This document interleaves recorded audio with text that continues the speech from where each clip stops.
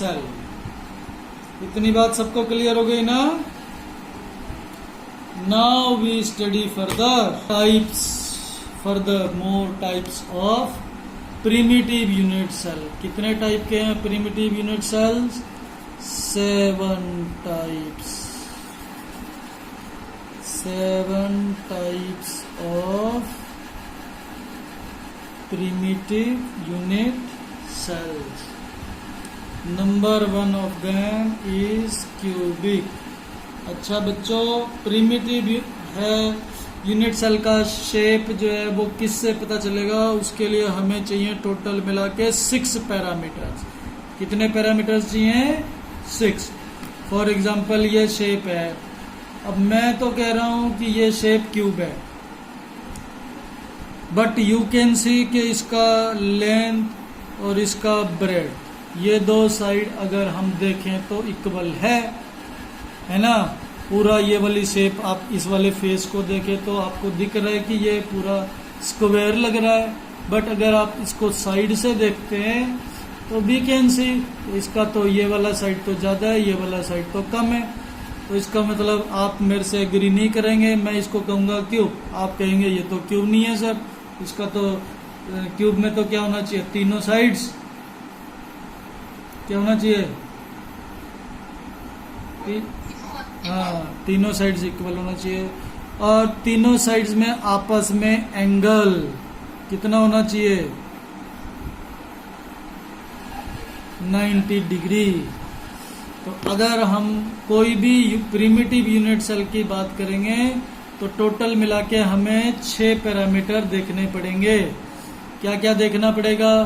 3 तो sides, 3 sides we have to see.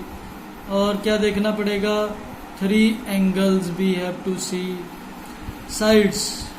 Sides को हम सिंबल क्या लिखते हैं? A, B, C. अगर क्यूबिक शेप हमें देखना है तो क्यूबिक शेप में हमें पता है all 3 sides should be equal.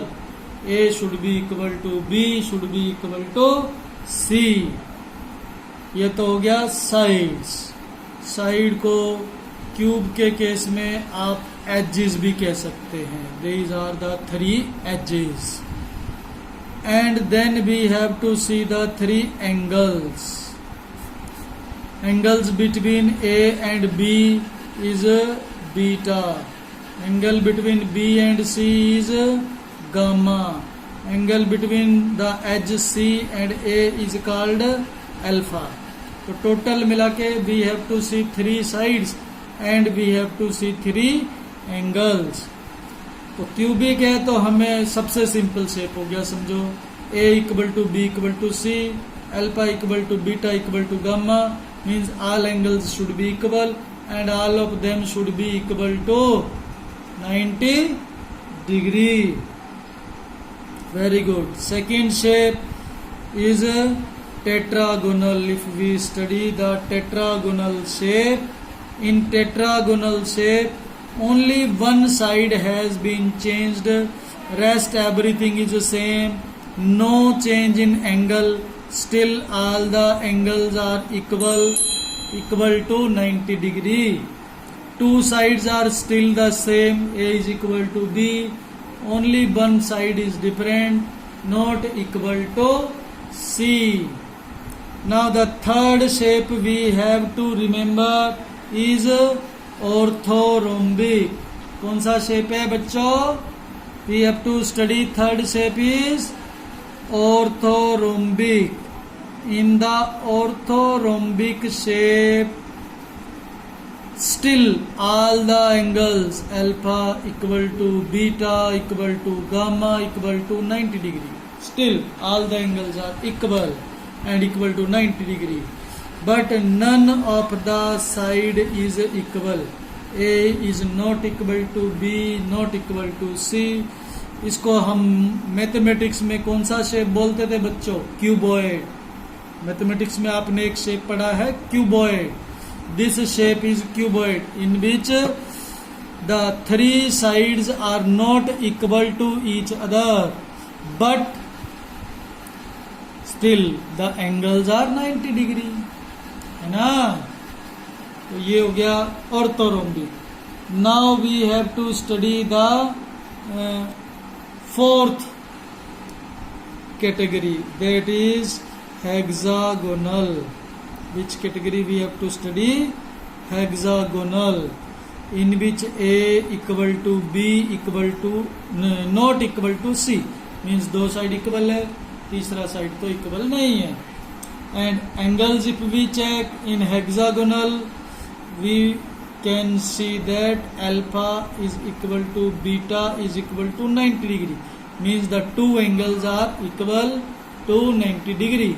But the third angle, that is gamma, that is 120 degree.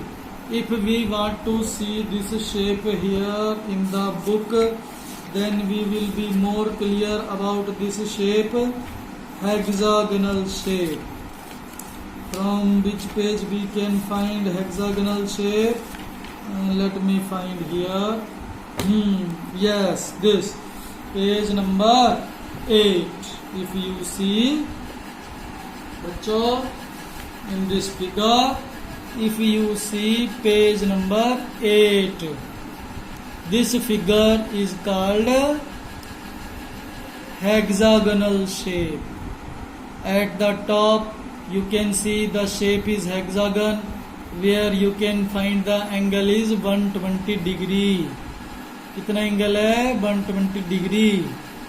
And if you see the side this A, and if you see this side C, and you find this angle between A and C, you can check that this angle is 90 degree.